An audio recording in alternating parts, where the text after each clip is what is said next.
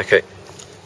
Okay, all winches need to be loaded up in a clockwise manner, so that would be that sort of way. But people do get a little bit confused and load them up the wrong way. There's a couple of ways of working out which way to load them up. If you just, before you load it up, if you just physically turn it, it will actually turn in a clockwise manner. Okay?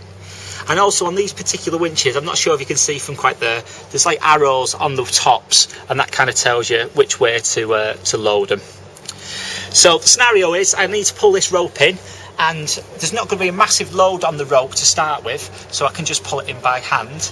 And what I need to do is just load the rope up in a clockwise manner, just a couple of turns on the winch. And what I can do now, I can just pull that in by hand. Okay, if I could pull that all the way in until it gets too hard for me to pull in. Okay, this friction here is going to stop that rope pulling, just with my little bit of pulling this way. What I need to do then is wind it up for 5 turns around the winch, and the way I do that, I'm actually pulling away from the winch all the time as I do that.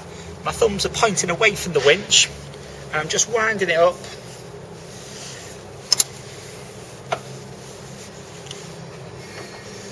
Like so. So there's a lot of rope on this winch now, so that's creating a lot of friction. And then I come over this metal part here, it's called the self-tailer, and that rope just comes across and then into this plastic groove, and I just give that a good firm pull, and that'll lock it into position. So that's the winch loaded now. Now I can take my winch handle out the pocket, and that can just be popped on to the top of the winch, and one way the winch will turn fast. I go that way until it's too hard to go, and then I go the other way, which gives you a load of purchase, but it's going to take longer to winch that rope in. So that's loading the winch and grinding it in.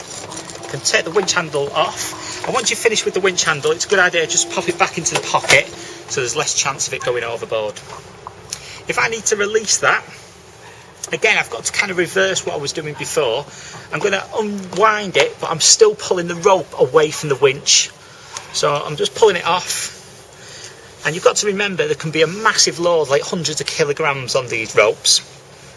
If I want to ease it off gently, I can just ease the rope out. There's not a load on this rope, so it's not going to pull away, but I would just kind of help it out a little bit, and this rope would pull there. But that friction was just enough to give me control. If I want to release it quickly, for example on the Genoa sheets, what I do, I keep hold of it. When I hear lee ho in an attack, I would kind of spiral it off the top. I keep my hands away and just spiral the rope off, and that rope kind of shoots through, like so.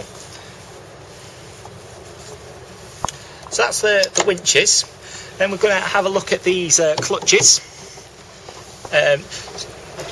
Clutches, or sometimes they're called jammers. So some people call them clutches, some people call them jammers. And you can think of these as one-way valves. At the moment, these are shut, so the rope can actually run this way, but it can't run that way. So there's no way of pulling that rope through there. But if I pull it this way, that's going to pull through fine. If I want to open that, if it's not under load, which this isn't at the moment, I can push this handle right forward, and that rope can run either way. The problem comes when there's a lot of load on a particular one. You physically can't open that. It's just too much pressure. Some people, they are strong and can force it open, but it's certainly not good for the winches. So what we do is keep that shut. I take the rope back to the winch, load it up as we looked at before, onto the winch, into the self-tailer, winch handle on, grind a little bit of tension on, and what it does, it takes the load off the jammer, and it's actually on the winch now, and you'll find that that's really easy to open just there.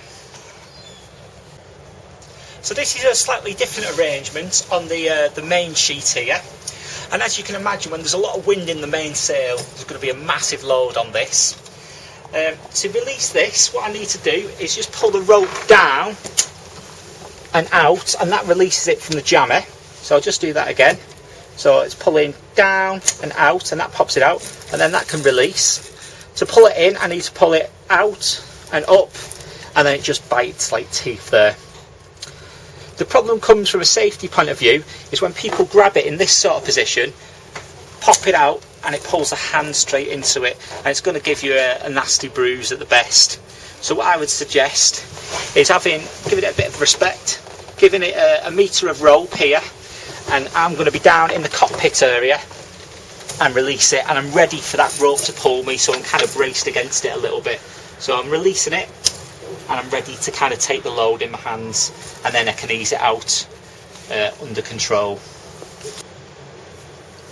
So sometimes there's that much pressure on here, I just physically can't release it. So what I need to do is kind of again brace myself, kind of pulling the rope away, get my foot on there and push it down. That releases it, and then I can just ease it out, and I'm in control rather than the cleat bit in control. So that's just kind of rounds up the winches and the clutches and jammers. They're just they're great bits of kit, but they do need a little bit of respect just to keep your fingers in good working order.